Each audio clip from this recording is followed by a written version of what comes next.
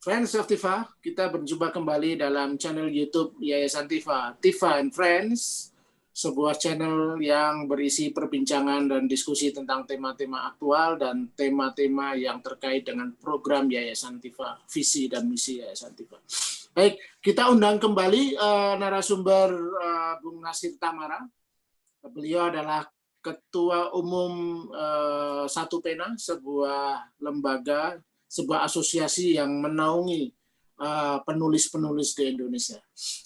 Beberapa waktu lalu kita undang beliau untuk berbincang tentang dunia kepenulisan. Kali ini kita akan berbincang tentang industri perbukuan di Indonesia, terutama di era digital ini, bagaimana industri buku juga mengalami pengaruh tentu. Orang, khususnya generasi muda, milenial, tidak lagi baca buku dalam arti buku fisik umumnya.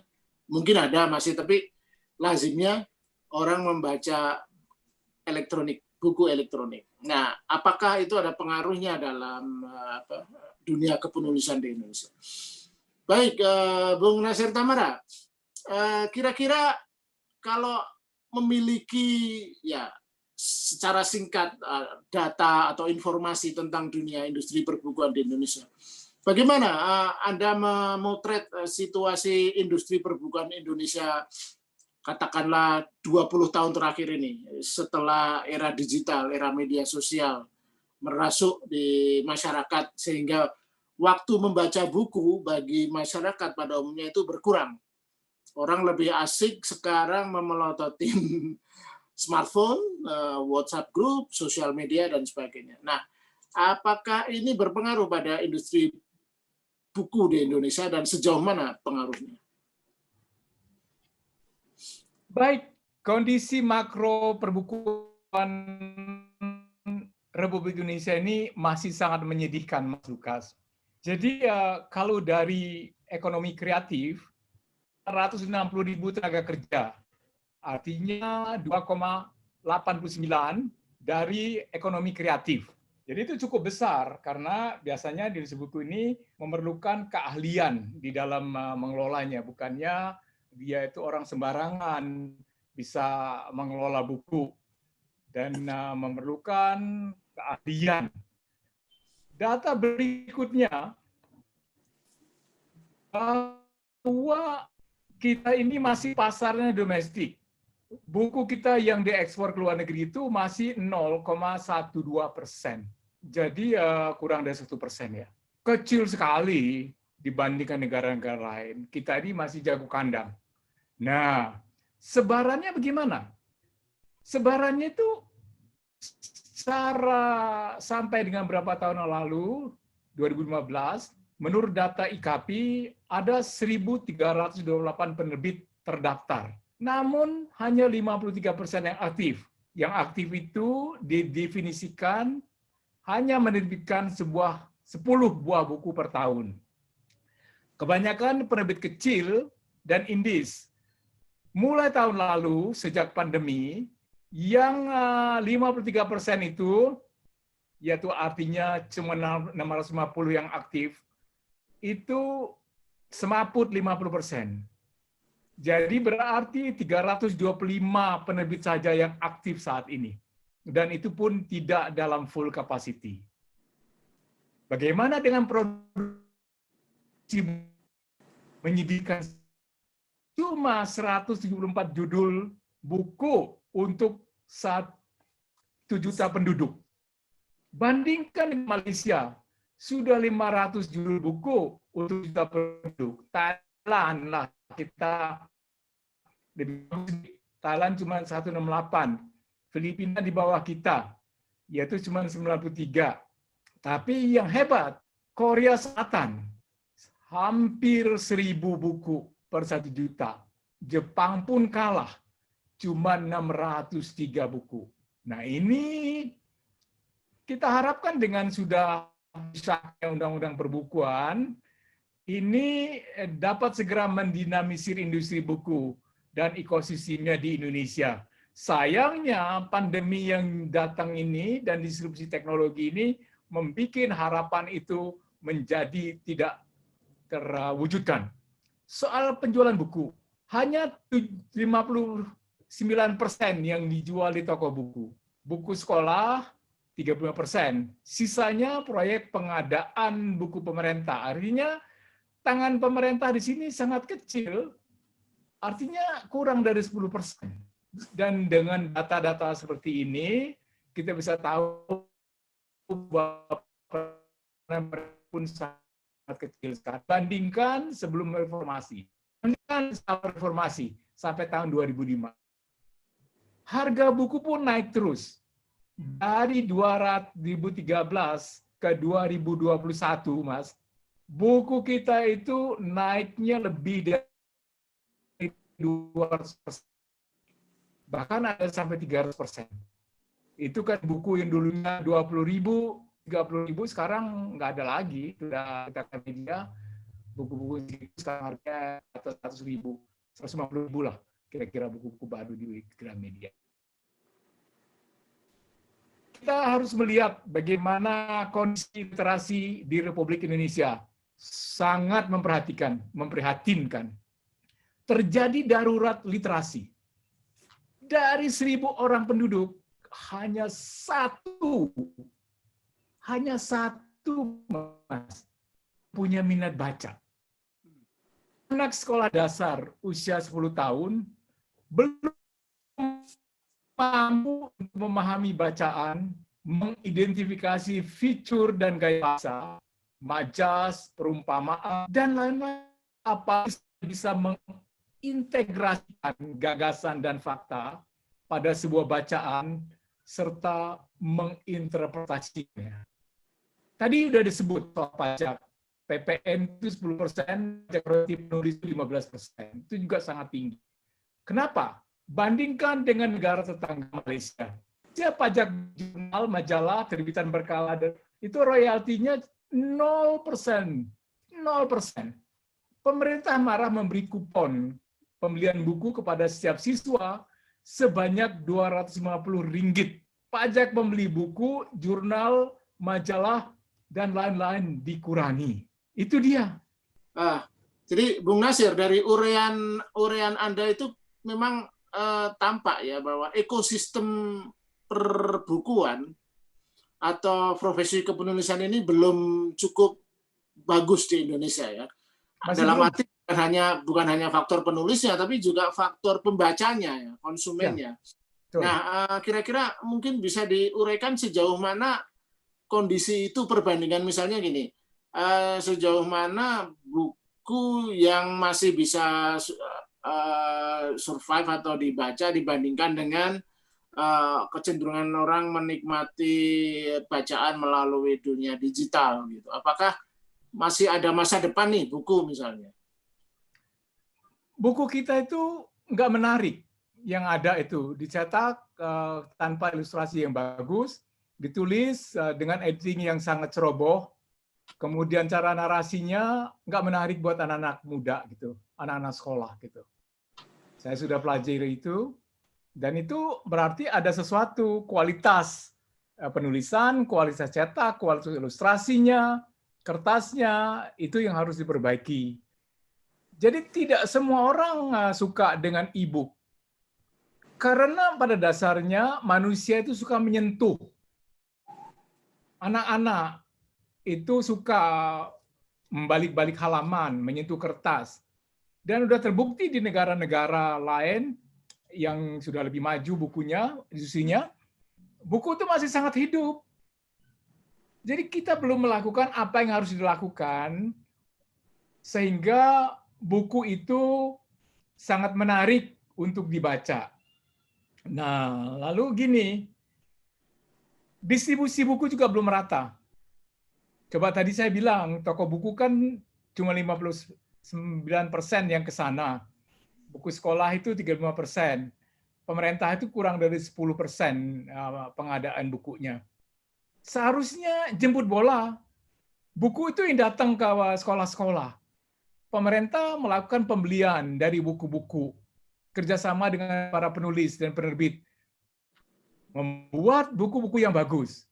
Ini udah banyak sekali contohnya kok, buku-buku yang bagus itu di negara-negara lain. Itu kita belum melakukan, Mas.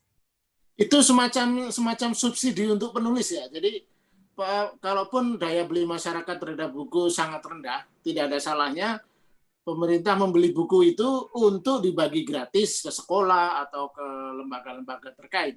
Saya kira itu juga, setahu saya itu praktek biasa lah. Kalau dalam dunia koran misalnya itu biasa juga begitu. Pemerintah di negara-negara Eropa untuk menghidupkan majalah atau koran-koran cetak itu mereka pemerintah yang membeli langganan itu dan untuk didistribusikan gratis ke masyarakat. Dan ini di Indonesia itu belum berlaku ya? Belum ada, Mas. Karena ini buku itu masih dianggap sebagai produk ekonomi biasa. Sedangkan di negara-negara yang berperadaban sudah lebih tinggi, itu buku itu dianggap sebuah produk yang harus diistimewakan, yang dilindungi. Harga buku itu ditentukan oleh pemerintah. Toko buku yang menjual dengan diskon besar itu diawasi. Mereka hanya boleh mendiskon 2,5% paling banyak, supaya toko-toko buku kecil itu hidup. Toko buku kecil itu kan ada di desa-desa kan, toko buku yang besar-besar kan ada di kota-kota besar. Penduduk kita kan masih banyak sekali, dan 60%-nya masih tinggal di pedesaan gitu, kota-kota kecil. Dan ini salah satu jalan yang kita bisa lakukan. Dan pemerintah itu dengan harga buku yang naik ke 200% lebih sejak 10 tahun ini, maka pemerintah bisa mensubsidi harga kertasnya bisa, dan memang kita nggak bisa free market aja, laissez-faire. Kemarin nggak bisa karena buku ini sebuah produk peradaban, produk yang mencerdaskan kehidupan bangsa. Dan kalau kita sudah punya bukunya, buku itu yang udah dicetak itu langsung bisa dibikin juga dalam bentuk e-book. Dan itu menarik juga. Jadi dua-duanya satu kali kerja masuk ke dalam dua support yang berbeda. Support pertama cetak, support yang lain digital. Ya, saya kira yang saya juga pahami memang paling nggak di dunia media ya, yang saya geluti 25 tahun terakhir ini, kami di kalangan dunia media itu juga sudah lama ya, sejak ada reformasi lah. Ini memperjuangkan dengan satu konsep yang namanya no tax on knowledge. Ya. Jadi mestinya tidak ada pajak untuk pengetahuan. Betul. Tidak ada pajak kertas koran, tidak ada pajak produksi majalah. Mestinya itu berlaku juga untuk buku. Itu harus berlaku untuk buku. Ya, artinya yang saya tanya adalah apa buku kan masih dipajekin ya? Berapa persen itu? Ya sampai dengan 10-15% itu, Mas. Nah, itu berarti kan mempengaruhi harga buku kan? Dan harga kertas kan di tanah air kan mahal sekali, Mas, juga ya. Kertas buku kan beda dengan kertas koran kan? Betul. Itu kan harus lebih bagus, lebih putih, lebih kuat gitu kan. Dan bayangkan kalau pajak kertas hilang, kemudian pajak royalti hilang, pajak honor penulis hilang, itu kan sangat bisa membantu. Efek domino buat buku murah harga. Ditambah lagi dengan pembelian buku oleh pemerintah. Ya. Dan itu dilakukan di Perancis, itu dilakukan. Semua buku untuk anak sekolah itu gratis semuanya, bagus-bagus. Dan karena kewajiban Kementerian Pendidikannya di situ. Dan disinilah, Mas, kita menghendaki negara hadir. Ini mudah-mudahan Menteri Pendidikan yang baru ini bisa melakukan gebrakan ya, karena dia sekolahnya di Brown University dan di Harvard University kan. Jadi mestinya tahu bagaimana di sana itu buku itu diperhatikan. Dan saya minta juga, Mas, buku-buku kita yang selama ini jago kandang, itu segera diterjemahkan ke dalam bahasa-bahasa asing. Inggris, Prancis, Jerman, Jepang, supaya mereka dikenal. Dan itu dibiayai oleh negara. Harus ada program negara penerjemahan karya-karya penting di tanah air. Dan buku-buku itu juga harus segera diadaptasi dalam bentuk film, teater, musik, fashion, merchandise, transmedia, storytelling. Itu harus dilakukan. Karena buku itu ekosistem yang baru di dalam dunia digital kita. Contohnya karya siapa? Banyak. Dari karya kalau fiksi, karyanya Eka Kurniawan, Dewi Lestari, Asma Nadia, Andrea Hidrata, Laksmi Pamuncak, Ahmad Fadil, Lenda Kodori, Habibur Rahman, Radiatya Dika, Tere Lesari, dan banyak lagi. Itu yang fiksi-fiksi ya. Belum lagi yang non-fiksi yang bagus-bagus sekali banyak. Buku-buku politik tentang Indonesia, tentang agama di Indonesia, bagaimana Islam itu pasar di dunia Eropa dan Amerika di Barat. Ya, banyak sekali mau beli buku tentang Islam. Tetapi buku-buku Islam kita tentang Islam dari kacamata sains, bukan hanya dari kacamata ajaran agamanya, ibadahnya gitu ya, sosiologinya, antropologinya, ekonominya,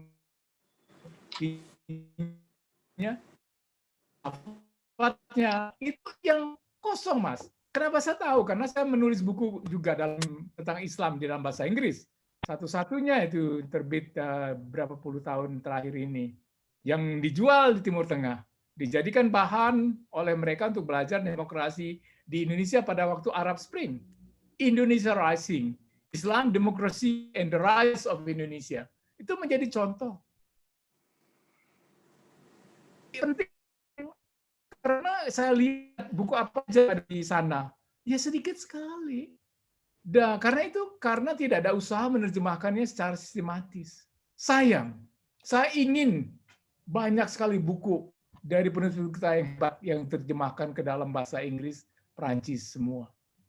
Yang ada misalnya tulisan di New York Times oleh Eka Kurniawan tentang pemilu. Ya namanya op-ed ya kan, 5 halaman. Cerita bahwa ya kaum fundamentalis sudah menguasai Indonesia. Kan situ kan di New York Times kan. Dan itu kan sedikit misleading. Kenyataannya dan harus ada tulisan-tulisan yang panjang yang menjelaskan, bukan tulisan-tulisan pendek di surat kabar. Harus ya, ada buku-buku. Baik, ini karena keterbatasan waktu, ini pertanyaan terakhir nih. Kalau menurut Bung Nasir nih, jadi kalau bagaimana dengan misalnya gini, ada era misalnya begitu banyak penerbitan buku bermutu ya, era yang disebut era balik pustaka, era bujangga baru. Tapi generasi muda sekarang pasti nggak kenal tuh, ada penulis Marah Rusli, Sultan Iskandar, Ahdiat Katamijar dan sebagainya. Nah, mungkin nggak tahu, mungkin Satu Pena bekerja sama dengan pemerintah menerbitkan ulang buku-buku klasik itu untuk disebar secara gratis. Karena kalau di Amerika ada itu program, kalau nggak salah program apa ya, Genesis apa. Jadi semua buku yang sudah hak royaltinya sudah selesai itu dibagi gratis. Itu satu. Yang kedua, pertanyaan terakhir adalah bagaimana dengan platform aplikasi penulisan yang beberapa waktu lalu saya pernah baca ada sedikit problem, dalam arti gini, kontroversial karena penulis diberi semacam honor berdasarkan klik berapa banyak yang baca. Nah, apakah itu bisa menjadi alternatif bagi penulis, outlet bagi penulis untuk selain menerbitkan buku, tapi juga mengasah kreativitasnya dengan melalui aplikasi penulisan online itu? Saya jawab yang kedua dulu, Mas. Ini banyak anggota kita juga yang ikut di aplikasi online. Itu dengan ada semacam clickbait-nya juga. Ada masalah di situ, Mas. Karena kontrak kerjanya itu sangat berat. Semua hak tulisannya itu termasuk adaptasi dari tulisan untuk bikin film, ke Netflix, ke radio, ke televisi itu harus dimiliki oleh pemilik aplikasi. Dan banyak yang nggak bisa keluar. Bahkan mereka dituntut akan dibawa ke pengadilan kalau mereka memutuskan sebelum kerjanya. Di sini jadi ada komunitas online, novel online, puisi online, segala macam kayak gini. Itu kita masih di situ. Dan di situ pemerintah harus hadir, memperjuangkan bahwa di dalam kontrak-kontrak kayak gitu, kepentingan penulis itu diperhatikan. Nah, itu yang pertama tadi apa, Mas? mengenai upaya menghidupkan kembali karya-karya klasik. Karya klasik itu Mas, itu kan rata-rata terbitnya tahun 20, 30 ya kan, jadi berarti itu udah hampir 100 tahun. Memang haknya itu udah lepas lah kayak gitu. Itu memang diterbitkan ulang oleh Balai Pustaka, tapi dalam edisi-edisi Lux yang dijual per bukunya 150.000, 200.000. Oh, mahal dong ya? Sangat mahal, dan kalau diizinkan karena Balai Pustaka itu sekarang sebuah BUMN yang tugasnya mencari untung, Mas. Itu problemnya. Justru hal gini jangan dia BUMN mencari untung, tapi Mas kan pernah kerja di United Nations ya. Public Service Obligation. Betul. PSO. Saya juga pernah kerja di situ. Jadi kita harus membuatnya sebagai Public Service Obligation. Diambil dari APBN, APBD. Nah ini yang belum ada, yang harus kita perjuangkan. Jadi kalau kita kan menerbitkan buku bersama dengan Balai Pustaka kemarin tentang corona kan, bahkan di dalam kerjasamanya juga sebagai BUMN itu kita baca dalam draft kontrak yang diajukan kepada kita itu sangat komersial, yang sangat pro penerbit gitu. Padahal Balai Pustaka itu mestinya dia didirikan oleh Belanda ya tahun 1920. Misinya itu mencerdaskan, buku-bukunya itu gratis kok awal-awalnya gitu kan. Zaman Belanda dengan ada mobil-mobil zaman kayak kita buyut kita dulu kan keliling kan menjual buku-buku Balai Pustaka kan. Nah sekarang ini menjadi dikomersialkan, kipi ya toh. Dan ini nggak boleh lagi. Salah kedaten ya. Lah itu dia. Aduh, misalnya nggak tahu lah kan ada teman kita yang mantan komisaris di situ kan, Mas Hamid kan. Hanya Mas Hamid kok bisa begitu gitu kan. Ya baik, ya ini tantangan ke depan saya kira itu harus diambil alih inisiatifnya oleh Satu Pena ini untuk menggerakkan, setelah menggerakkan penulis juga hulunya penulis, hilirnya industri buku ya. Kalau dua sektor ini kepenulisan dan penerbitan buku bisa disinergikan oleh Satu Pena, maka saya kira jasa atau peran Bang Nasir sebagai Ketua Umum dan juga peran Satu Pena akan masuk sejarah. Yang penting kita win-win, Mas. Sama-sama menang, Mas. Ya. Oke, semuanya menang, semua happy. Saya prinsipnya begitu. Indonesia menjadi sebuah negeri yang lebih cermat, maksudnya lebih cerdas. Iya. Dan kita membangun peradaban unggul, Mas, yang memajukan kita. Jadi untuk menyongsong berdasarkan sains, Mas, berdasarkan sains ya. Siap. Nah, itu juga saya dan beberapa teman yang bergabung dalam Forsain itu adalah ke depan itu menerbitkan buku-buku murah tentang isu-isu sains. Baik, Friends of Tiva, karena keterbatasan waktu, pembicaraan yang menarik ini kita harus akui. Terima kasih sekali Bung Nasir Tamara atas kesediaan waktunya dan visi misinya. Kita akan berjumpa kembali dalam perbincangan lain waktu dan narasumber yang berbeda. Salam.